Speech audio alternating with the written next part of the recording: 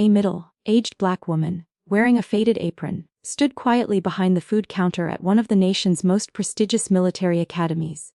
Everyone walked past her as if she were invisible. No one ever asked her name.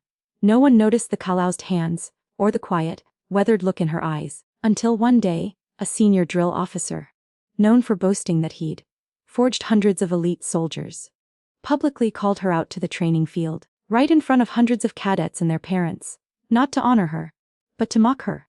"Hey, lunch lady," he shouted. "Wanna try the obstacle course? Or is scooping rice more your thing?" The whole field burst into laughter, except her. She just looked at him, with a stare as cold as steel. The kind of stare you never forget, if you've ever seen it before, in a war zone. What no one knew was that this woman wasn't just some cafeteria worker. She used to be the Phantom Lieutenant, a legendary special ops leader who once commanded a covert unit, saving 12 American soldiers in a mission the Pentagon itself called impossible.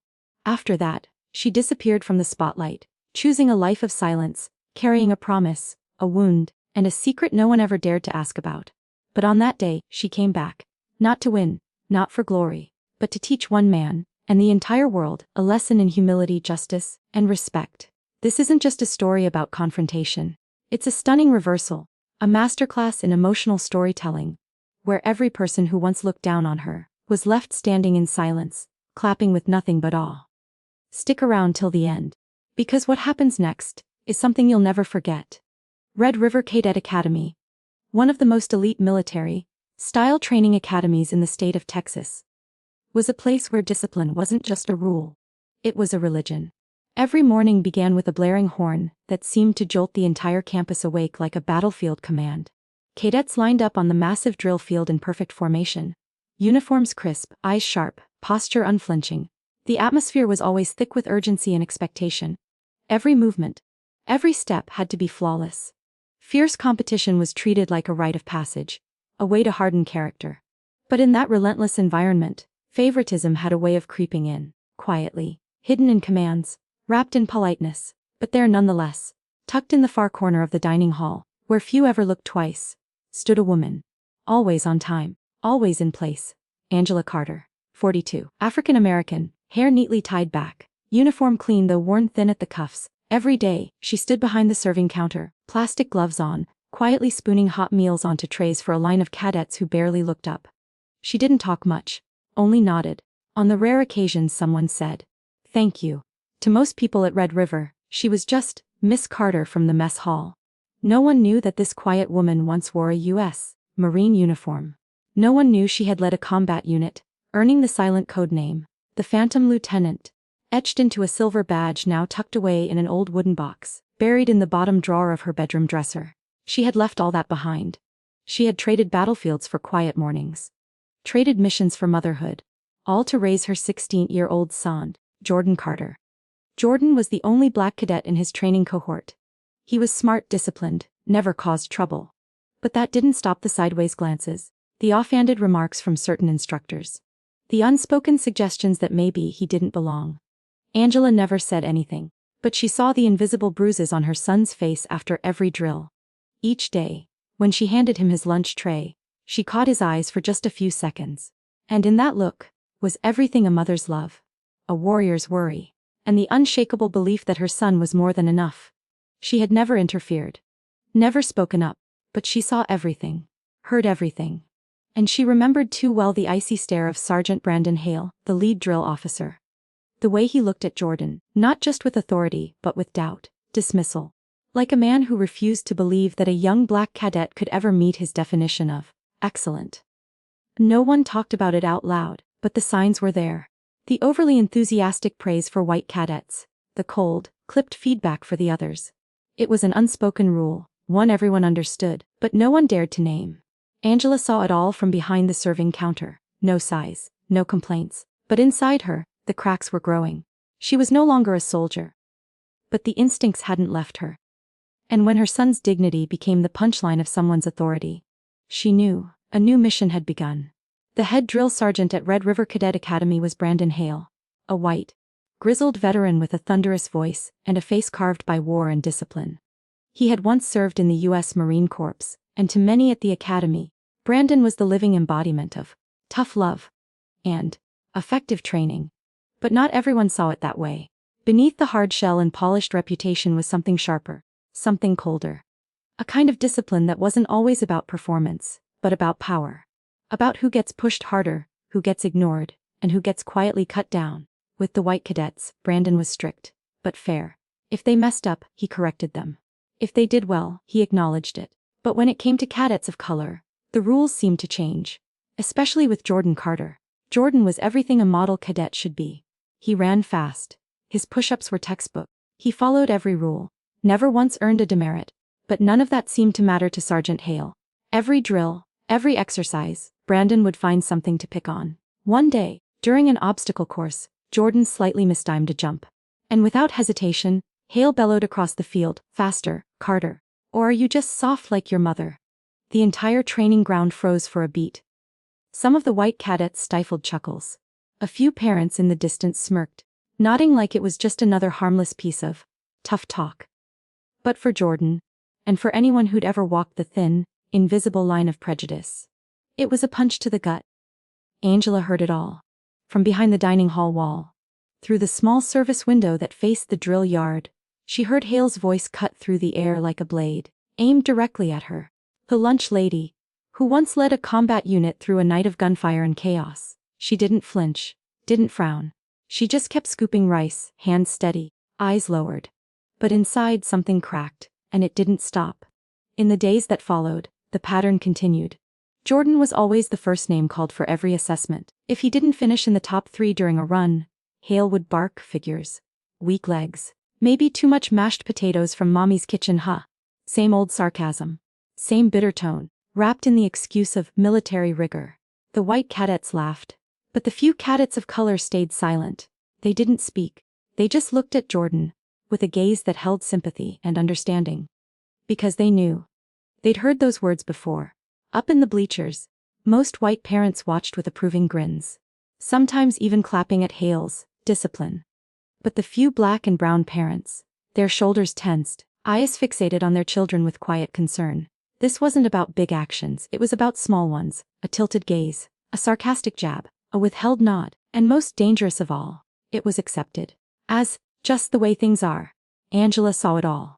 No one knew that after every training session, she returned to her small room, opened old newspaper clippings, stared at faded photos of herself in uniform, and wondered, when will people finally learn to judge a person by their ability, not their skin or their station? Something was stirring inside her. A storm forming, not with noise but with purpose. And one day soon, it would not stay silent. That afternoon, as the end of day horn echoed through the campus, the thunder of boots on Red River's concrete floors rang out like a familiar symphony. But to Angela Carter, it sounded more like the pounding drums of a storm she could no longer outrun. She stood silently at the mess hall sink, rinsing down stacks of dented stainless steel trays. Soapy water slid across cold metal. But her thoughts were nowhere near the kitchen. Her mind was still out on the training field, where her only son had just finished another soul-crushing drill filled with silent tears and swallowed pain. A few minutes later, Jordan walked in. He didn't speak, set down his tray, ate in silence, head low. Angela watched him from afar. The boy who used to laugh too loud and climb trees like he could fly, now shrinking into himself, trying to disappear. And then it came. The last drop. Angela heard Sergeant Brandon Hale's voice carry across the courtyard as he spoke with a group of cadets. "Carter. That kid's not soldier material. He's as soft as his mama's dish towel." This time, the laughter didn't just come from cadets. A few other instructors joined in, dry, callous, cruel. Angela froze. The soap bubbles dripped from her fingers to the tile floor. She turned away from the window. But her heart had already turned toward something else. The past, memories flooded back like a storm. She remembered the heat of the Afghan border, the silence before every mission, the split-second decisions between life and death. She had led men through hell, carried teammates on her back through bullet rain. Her name, Phantom Lieutenant, once whispered with reverence through military channels. But that was all before the helicopter crash, before she lost 3 of her closest comrades. One of them, Corporal Banks, once told her, "Angela, if you ever become a mother, raise your kid with the same fire you fight with out here." She tried. She left the service, changed her name, tried to build a life in silence, tried to raise Jordan in peace. far from the gunfire, far from the pressure she had once endured. But now, in this so-called place of honor and discipline, her son's belief in himself was being torn apart, not by war, but by arrogance, by prejudice, by the words of a man who never knew her, who never understood where true strength really comes from. Angela looked at her son one last time, then turned away and walked slowly to the small room behind the kitchen. She opened the bottom drawer, and there it was, covered in dust.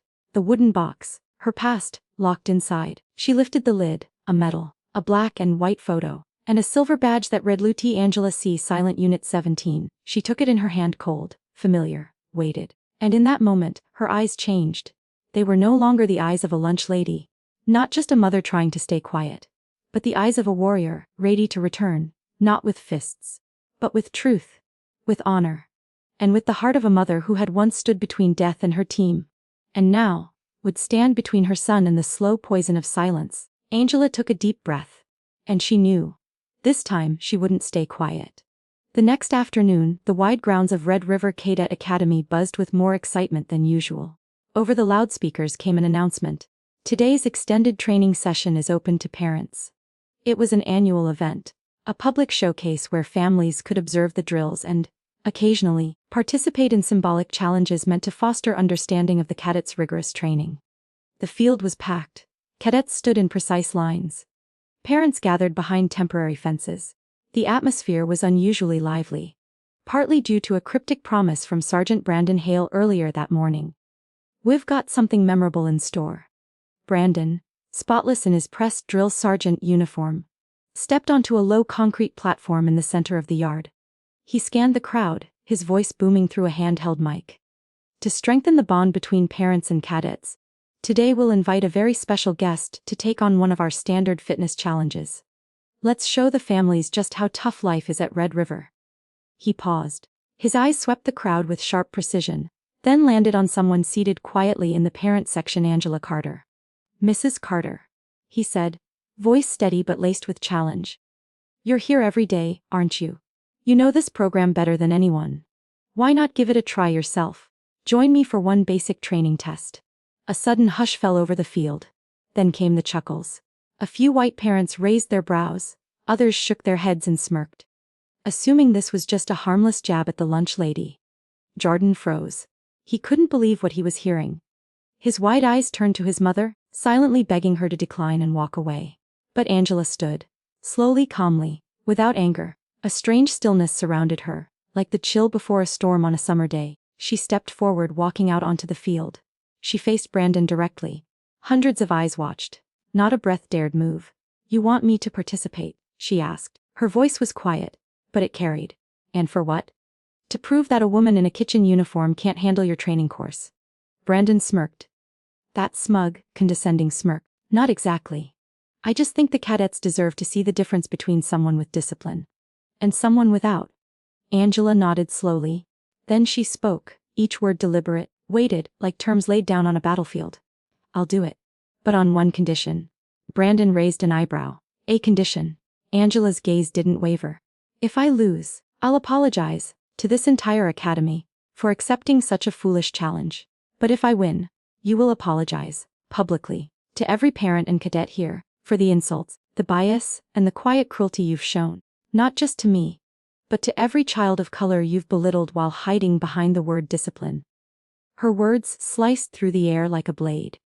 Even the heat seemed to still. Some of the cadets of color looked up, eyes wide.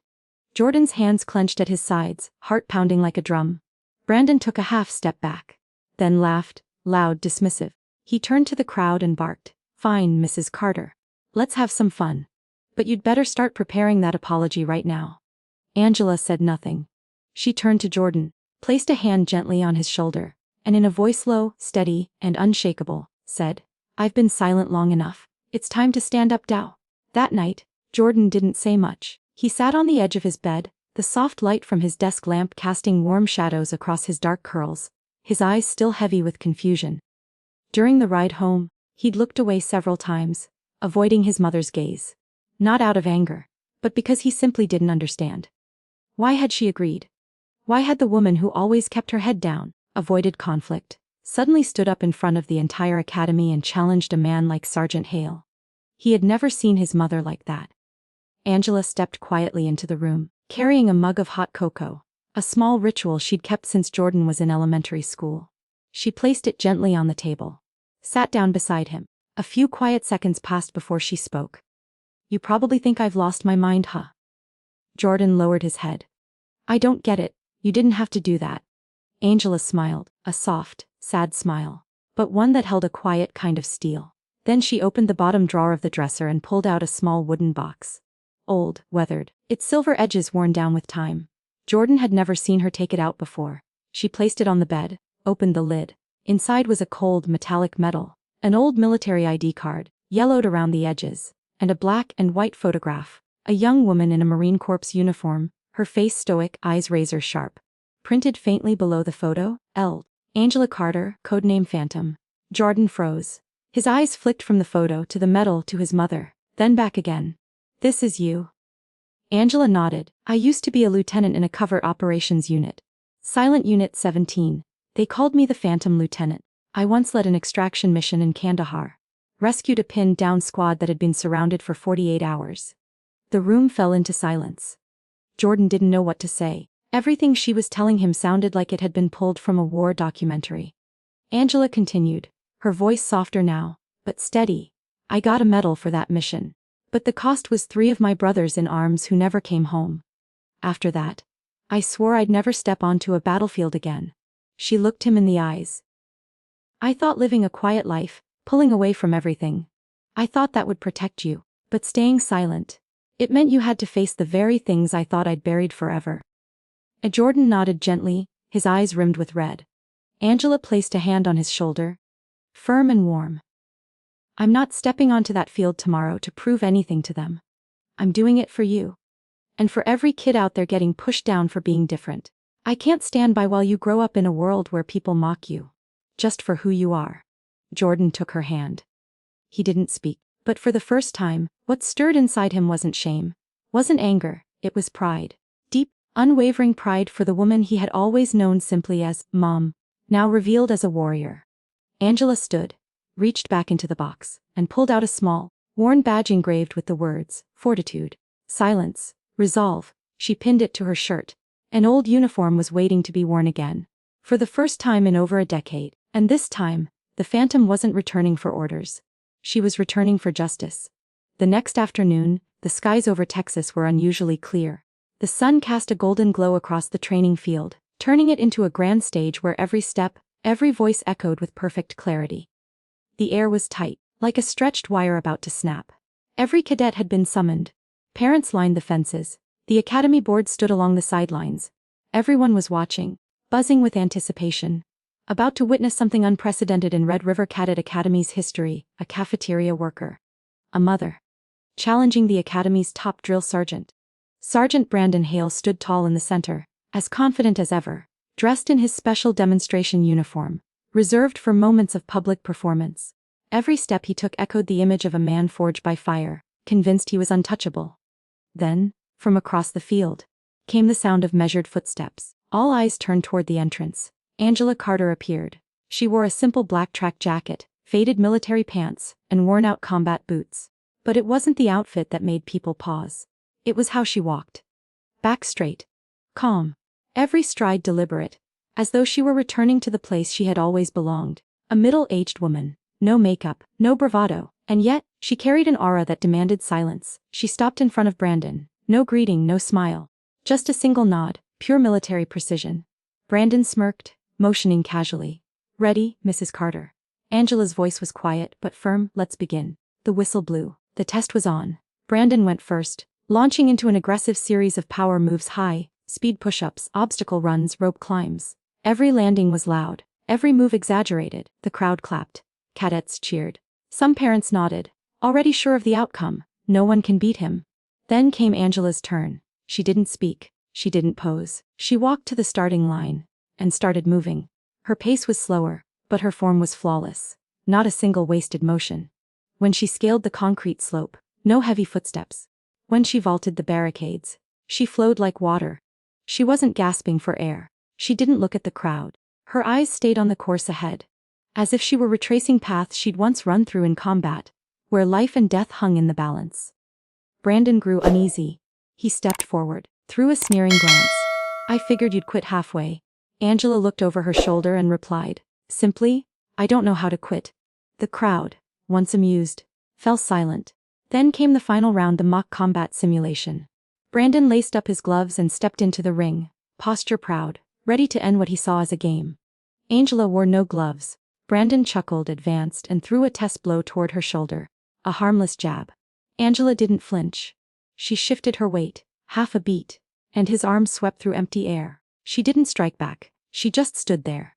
But that stillness, that calm, was devastating. Brandon grew more frustrated. He pressed harder, unleashing a flurry of fake strikes. Angela slipped past them with minimal movement. Effortless, precise, like wind dancing through chaos. She didn't need to hit. Her control was the blow. And then, Brandon lunged, spinning too fast. He lost his footing, stumbled forward. Angela raised her arm, 2 fingers touched his elbow, gently. That was all it took. Brandon crashed to the ground. The field fell silent. Angela stepped back, stood tall, and for the first time in nearly 20 years, the Phantom Lieutenant had returned. No medals, no ranks, no declarations. Only the truth. The Red River training field had never been this silent. Even the wind seemed to stop. When Sergeant Brandon Hale hit the ground, he wasn't hurt, but what he lost was far harder to reclaim: honor. Brandon lay there for a few seconds, stunned, his eyes wide, struggling to process what had just happened. In his mind, the image of the woman he had once dismissed, the woman he thought only knew how to scoop rice in the mess hall, now stood before him, calm, unshaken, victorious, but not gloating. Her eyes, steady, composed, looked as if she had seen this ending long before it arrived. No one laughed. No one spoke. The cadets stood frozen. The parents watched in stunned silence. Some dropped their gaze. Others, those who once chuckled at Brandon's mockery, now couldn't meet Angela's eyes. Angela didn't look around. She took one step forward toward Brandon, who was now sitting up, face flushed with shame. She didn't offer him a hand. She didn't smirk. There was no malice, just her voice, calm but clear as a bell. "You lost, and we had an agreement." Brandon looked up at her, his gaze unfocused, caught somewhere between anger and regret. But Angela didn't wait for him to respond. She turned to the crowd, stepping into the center of the training field, the afternoon sun lighting up her face like a spotlight on a stage. And for the first time, she spoke to everyone. "I didn't come here today to beat anyone. I don't need to prove I'm stronger, faster, or better. I came so that all of you, especially the kids, can understand this. Never judge someone by their position, their skin color, or their silence. I was a Marine. I've held a weapon in war. But I've never seen anything more dangerous than quiet contempt disguised as discipline. Or tough training. That's not strength. That's arrogance." Some cadets dropped their heads. Some parents nodded slowly. But their eyes had changed. Angela continued. "I stayed silent for years. I thought if I stepped back, if I kept my head down, my son would grow up in a better world. But I was wrong. Silence doesn't always protect. Sometimes, it enables injustice." Then she turned to Brandon, now on his feet again, face rigid, the arrogance gone. His shoulders drooped, his eyes were empty. Angela's voice didn't waver. "You insulted me. And you belittled these kids, because they didn't look like you. But today, I give you a chance. Not to apologize to me, but to apologize to yourself. To the man who forgot what real strength looks like." Brandon looked around. He saw the faces of cadets who used to fear him, now staring with disappointment. That gaze cut deeper than any fall. He swallowed, took a shaky breath, and for the first time since joining the academy, his voice didn't boom like a command. It cracked. It trembled. I was wrong." The words weren't polished, weren't proud, but they were real. So real the entire field went still again. "I'm sorry. Not just to you, Angela, but to every cadet here. I let my bias decide how I saw people. I will change, and I'll start by learning from you, from the very cadets I misjudged." Angela nodded once, then turned to Jordan, her son, standing in the front row of cadets, eyes glassy. For the first time in his life, he looked at his mother not just with the love of a son, but with the reverence of a student, of someone watching a leader, a protector, a warrior, a living symbol of courage. A week after what many called the historic standoff at Red River Cadet Academy, the air around campus felt unmistakably different. Gone were the cold glances exchanged between parent benches. Gone were the snickers when someone stumbled or was singled out for simply being different. In their place, nods of recognition between breaks. Eyes that began to listen, really listen. And people, finally learning to unlearn. The academy board called an all-school assembly. But this time, not to talk about drills or results. For the first time ever, they announced something deeper. A new initiative, focused on human-centered leadership and cultural awareness training. Led by none other than Angela Carter, the woman once dismissed as just the cafeteria lady. Now walked into the main hall not wearing an apron, but as a special advisor, bringing with her a lifetime of battlefield experience and the heart of a mother who refused to stay silent. Sergeant Brandon Hale remained head instructor, but he too had changed, not through lectures, but through the undeniable reality he had lived through. Physical strength couldn't save him from failure, but the courage to apologize helped him regain respect. He began sharing his story during training sessions, not as a war story, but as a lesson in ego, misjudgment, and the hardest thing to admit as a leader: the power to change. Many cadets, especially those who once bore the brunt of hidden biases, now walked taller. They no longer bowed their heads when called upon. They spoke up, led their groups. Angela often met with them in small circles, not to drill, not to scold, but simply to listen.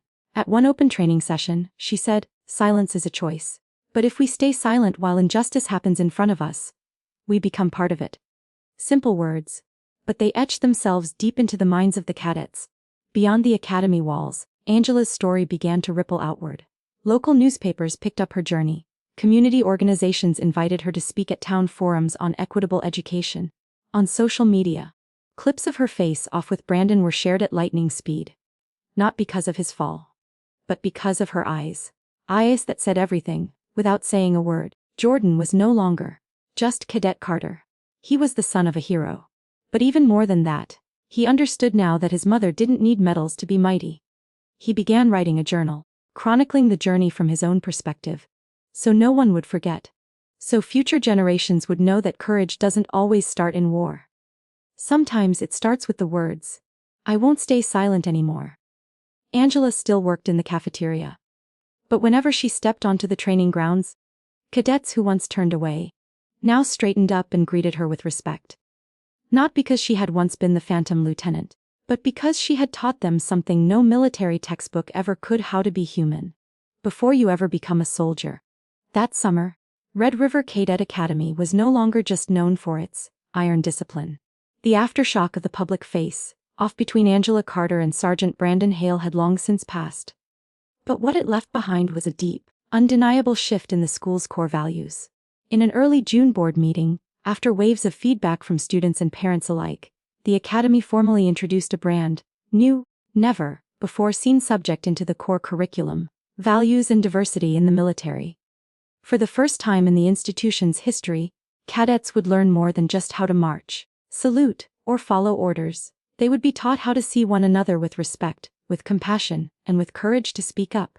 And leading the charge, Angela Carter, the same woman who once stood silently behind the food counter, now stood before the lecture hall, not with a textbook in hand, but with stories, real ones. Battle-tested experiences. Moments of strength. Moments when silence felt easier, but action mattered more. No slideshows, no multiple-choice quizzes. Angela taught through storytelling, through listening. By asking cadets one simple but disarming question: if it were you, what would you do when you see someone being treated unfairly? Her first class was supposed to be small, designed for cadets of color. But word spread fast. Soon, white cadets began requesting to join too. Not because they were told to, but because they were curious. Because they realized silence was no longer a safe space, it was part of the problem. In Angela's class there was no podium. No one stood above. Everyone sat in a circle. Angela never used the word students. She called them people learning how to become who they truly are. She listened to every voice. From the fears of being judged, to the guilt of a white boy who once stayed silent when his friend was mocked, to the quiet, heartfelt story of a petite Asian girl who was always told she wasn't tough enough to be military material. But it wasn't just the cadets who were changing. The parents began to change too. What started as side whispers during school events soon became something more tangible: the school's first ever cultural dialogue and multiracial parent forum.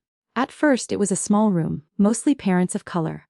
A few Latino moms, a couple of black fathers. They came, they listened, they shared. But within 2 weeks, those who once sat silently in the back row began to speak. And the most surprising shift, the white parents came too. One father, middle-aged, known for his blunt conservative views, stood during the third meeting and said, "I used to think race was too sensitive a topic. Better to avoid it altogether. But I was wrong. Avoiding it won't help my son grow up. Facing it, understanding it, will help him become the man I want him to be." Angela sat in the back of the room. She didn't need to say anything, she simply smiled. She knew an apology doesn't erase the past, but the willingness to change, that can reshape the future. From a single classroom, from a quiet conversation, a new spirit of diversity and justice began to take root across campus. Gone were the dismissive glances. Gone were the subtle jokes. In their place, eyes that looked deeper, not at skin tone or background, but at character. Because finally, the academy had learned how to see the person inside the uniform. It was late. The small house behind the training complex sat still, bathed in silence. Only a dim golden light glowed faintly through the living room window, casting long shadows onto the quiet porch. Angela Carter sat in an old armchair, a worn notebook resting gently in her lap. Her eyes gazed out the window, into the vast embrace of the night, where darkness held everything in a hushed stillness. A soft creak broke the quiet. Jordan stepped out of his room, still holding a notebook from his final civics class. He didn't look upset, but something in his expression lingered. Something unspoken. Angela looked up and offered a warm, tired smile. "Couldn't sleep." Jordan nodded slightly, then walked over and sat on the floor in front of her, leaning against the chair, just like he used to when he was little. They sat in silence. Only the faint ticking of the wall clock and the distant hum of night insects filled the space between them, like a soft lullaby. Finally, Jordan spoke, his voice lower than usual. "Mum." Angela gently set her notebook aside, giving him her full attention. "I always thought to be respected here, I had to be strong. Hard. Untouchable. Like I couldn't ever let anyone see me hurt." He paused. His fingers tightened around the edges of his notebook. "I used to see you working quietly every day. People looked down on you. They called you things that they shouldn't have. And I got angry, because I thought, maybe you were letting them win. Maybe you were being weak." Angela didn't say a word. She watched him, unblinking. "But after everything, after what you didn't just stand up. You did it in a way no one else could. You didn't shout. You didn't strike back. You just faced them. Steady, kind." Jordan looked up at her, his eyes glassy with emotion. "Mom, I always thought I needed to be tough. But now I know I need to be just like you." Angela didn't answer right away. She looked into her son's eyes. Eyes that had once carried pain, but now shimmered with something she hadn't seen in years. Conviction, purpose, grace. She leaned forward, brushing back his curls. He was nearly her height now, older, wiser, more than she ever imagined he'd become so soon. "And that means," she said softly, each word like a quiet vow, "being tough enough to choose kindness." Jordan held his breath for a beat. And he understood. Kindness isn't weakness. Kindness is the hardest choice. Especially when you have every reason not to make it. Angela never wanted Jordan to become a copy of her. But now she knew. He would grow into his own man. A man with empathy that wouldn't falter. And strength that wouldn't bow to injustice. He stood, leaned in, and embraced her. Not like a boy clinging to comfort, but like a young man honoring the first woman who taught him how to be brave, by being kind. They didn't say anything else. But in that little room, between a mother and her son, something deeper passed between them. A complete understanding. More powerful than any speech. More lasting than any medal. You've probably heard it 100 times. Don't judge a book by its cover. But in real life, we still do. We judge people by the job they do, the clothes they wear, or how quietly they move through the world. Some people pass through our lives like shadows, silent, unseen, until one day they stand up, and we realize they've been the bravest person in the room all along. Angela Carter, a mother, a former Marine, a school cafeteria worker, never needed to shout to be heard. She never needed medals to be respected. All she needed was a reason. And when the moment came, she stood up, not for fame, not to prove herself, but to protect what was right, to protect her son, to stand up for kids who were underestimated, and to defend that fragile piece of humanity the modern world so often forgets, kindness. She didn't fight with anger. She led with steadiness. She didn't seek to win with force, but with presence. And that quiet courage, was what changed the way hundreds of people began to see the world. If you're still listening right now, maybe there's a part of you carrying a story that's never been told. A wound that hasn't fully healed. A truth no one else stood up for. If you could leave one message for your future self, for tomorrow, let it be this: be the first to be brave. Choose kindness, especially when no one else does. And if you ever need a reason to stand, remember, somewhere out there, a child is waiting for someone like you. Thank you for staying with this story till the very end. And if it touched something in you, share it. Because maybe, just maybe, it's the exact story someone out there has been waiting to hear, to find their way back to themselves. You don't need to be a soldier. You don't need to carry a weapon.